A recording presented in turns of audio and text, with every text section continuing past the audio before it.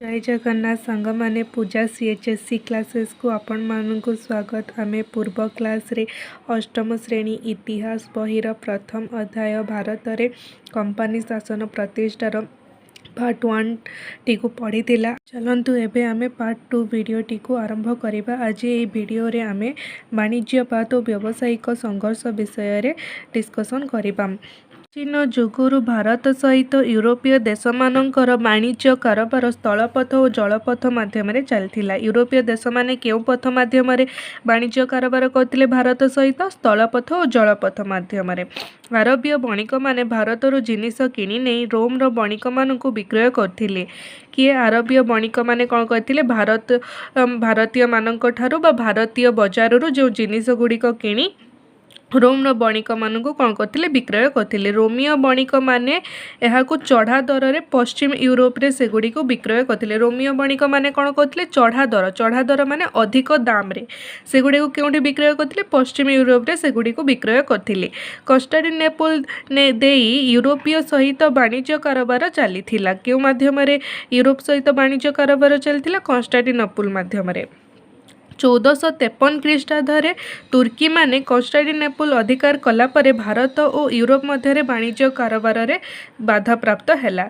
केबे तुर्की माने कन्स्टान्टिनोपल को अधिकार करते? 1453 ख्रीष्टाब्द। तापरे कौन हैला? जेतेबे कन्स्टान्टिनोपल तुर्की माने अधिकार करि नेले तापरे भारत और यूरोप देश मध्य जो वाणिज्य कारोबारटा होउतला सेथिरे कौन देखागला? बाधा प्राप्त देखा देइथिला। तेणु से माने भारत सहित सीधा सड़क वाणिज्य कारोबार करने चेष्टा करथिले। तापरे कौन से माने भारत सहित किपर सीधा सड़क भाव में वाणिज्य करने आरंभ कले बा चेष्टा चलाइले। पोर्तुगीज माने प्रथमे भारत को आसी यूरोपीय मानक उद्देश्य को सफल करथिले। यूरोपीय मानक उद्देश्य को प्रथमे किए सफल करथिले? पोर्तुगीज माने भारत को प्रथमे आसीथिले वाणिज्य कारोबार करने। आपण माने तो जानी थिबे किछि जानी थिबा कथा को आसंतु देखिबा। कौन है मुस्लिम मानक द्वारा जो प्रतिष्ठित ऑटोमा साम्राज्य, क्यों साम्राज्य? ऑटोमा साम्राज्य रो सुल्तान थिले द्वितीय मोहम्मद। से 1453 ख्रीष्टाब्द कन्स्टान्टिनोपल अधिकार करथिले। जदि एटा एग्जाम रे पड़िबो कन्स्टान्टिनोपल केबे अधिकार हेतिला लिखिए 1453 ख्रीष्टाब्द रे किए करथिला तो लिखिबे कि सुल्तान द्वितीय मोहम्मद करथिले। यूरोप रे नवजागरण सृष्टि पाई कन्स्टान्टिनोपल पतन विशेष भाव में सहायक होइतिला। जेतेबेले कौन है कन्स्टान्टिनोपल पतन परे माने पतन बोले तार लोप पाइबा परे तापरे कौन है यूरोप रे नवजागरण सृष्टि होइछि। नवजागरण बोले नूतन जुगर जन्म बा आधुनिक जुगर आरंभ बोली कहि परिबा। तो एबे पढ़िबा पोर्तुगीज माने भारत को आसी किपरि ताकर वाणिज्य व्यवसाय आरंभ करथिले। 98 ख्रीष्टाब्द भास्को डा गामा उत्तम मास अंतरीप पार होई भारतर पश्चिम उपकूलस्थ कालिकोट बा कोझिकोड ठारे पहुंची थिले। भास्को डा गामा केउटा को आस्तिले? भारत को आसीथिले। केबे आस्तिले? 1498 ख्रीष्टाब्द आस्तिले। से भारतर केउ स्थान रे पहुंची थिले? पश्चिम उपकूलस्थ कालिकोट बा कोझिकोड ठारे पहुंची थिले। जामोरिन उपाधिधारी जड़े हिंदू राजा यही अंचल शासक थिले। किए यही अंचल शासक थिले? जड़े जामोरिन उपाधिधारी जड़े हिंदू राजा ये अंचल शासक थिले। भास्को डा गामा जामोरिन को दरबार रे पहुंची पोर्तुगीज मानकु वाणिज्य करने को अनुमति देवा पाई अनुरोध करथिले। तरे कौन है भास्को डा गामा जामोरिन को दरबार रे पहुंची से हिंदू राजा को पोर्तुगीज मानकर वाणिज्य करने को अनुमति देवाई से अनुरोध करथिले राजा को। राजा तांकर अनुरोध रक्षा करी पोर्तुगीज मानकु वाणिज्य करने अनुमति देथिले। तापर कौन से हिंदू राजा तांकर भास्को डा गामाकर अनुरोध को रक्षा करी पोर्तुगीज मानक वाणिज्य करने अनुमति देथिले। फल रे पोर्तुगीज माने भारत रे वाणिज्य कोठी प्रतिष्ठा करथिले। तापर कौन है पोर्तुगीज माने भारत रे कौन स्थापन करथिले बा प्रतिष्ठा करथिले? वाणिज्य कोठी प्रतिष्ठा करथिले। भारतर गोवा, डामन ड्यू, सालसेट बेसिन, बॉम्बे बा मुंबई एवं बंगदेशर हुगुली प्रभृति स्थान रे वाणिज्य कोठी निर्माण करथिले। किए? पोर्तुगीज माने ରେ ପର୍ତ୍ତୁଗୀଜ ଉପନିବେଶ ସ୍ଥାପନ କରିଥିଲେ। ଭାରତରେ କ'ଣ ହେଇଛି, ପର୍ତ୍ତୁଗୀଜ ମାନଙ୍କର ଉପନିବେଶ ସ୍ଥାପନ, ଭାରତରେ ନିଜର ଉପନିବେଶ ମାନ ସ୍ଥାପନ କଲେ। ତାପରେ ପର୍ତ୍ତୁଗୀଜ ମାନେ ଭାରତରେ ଅଧିକୃତ ବା ଅଧିକାର କରିଥିବା ଅଞ୍ଚଳ ଗୁଡ଼ିକର ଗଭର୍ଣ୍ଣର ଭାବେ ଆଲବୁକର୍କୁ ନିଯୁକ୍ତି ଦେଇଥିଲେ। ସେ ଏକ ବିରାଟ ନୌଶକ୍ତି ଗଠନ କରି ପର୍ତ୍ତୁଗୀଜ ମାନଙ୍କ ପ୍ରତିପତ୍ତି ବୃଦ୍ଧି କରିଥିଲେ। ସପ୍ତଦଶ ଶତାବ୍ଦୀର ପ୍ରଥମ ଭାଗରେ ପର୍ତ୍ତୁଗୀଜ ମାନେ ଜଳଦସ୍ୟୁ ବୃତ୍ତି କରି ଏବଂ ଅନ୍ୟ ଦେଶର ବାଣିଜ୍ୟ ତରିକୁ ଲୁଣ୍ଠନ କରି ନିଜର ବ୍ୟବସାୟକୁ କ'ଣ କରିଥିଲେ, ପ୍ରସାର କରିଥିଲେ। କିଏ, ପର୍ତ୍ତୁଗୀଜ ମାନେ। ଭାରତୀୟମାନଙ୍କୁ ଖ୍ରୀଷ୍ଟ ଧର୍ମରେ ଦୀକ୍ଷିତ କରାଇ ଖ୍ରୀଷ୍ଟ ଧର୍ମ ପ୍ରସାର କରାଇଥିଲେ। ତାପରେ କ'ଣ ହେଇଛି, ଯେଉଁ ଭାରତୀୟମାନଙ୍କୁ ସେମାନେ କ'ଣ କହୁଥିଲେ, ପର୍ତ୍ତୁଗୀଜ ମାନେ, ତମେ ଖ୍ରୀଷ୍ଟ ଧର୍ମ ଗ୍ରହଣ କର, ବା ସେମାନଙ୍କୁ ବାଧ୍ୟତାମୂଳକ ଜୋର ଜବରଦସ୍ତି ଖ୍ରୀଷ୍ଟିଆନ ଧର୍ମରେ ଦୀକ୍ଷିତ କରାଇ ଖ୍ରୀଷ୍ଟ ଧର୍ମର ପ୍ରଚାର କରିବାକୁ ଲାଗିଲେ। ଫଳରେ ମୋଗଲ ସମ୍ରାଟମାନେ ସେମାନଙ୍କୁ ବାଧା ଦେଇଥିଲେ।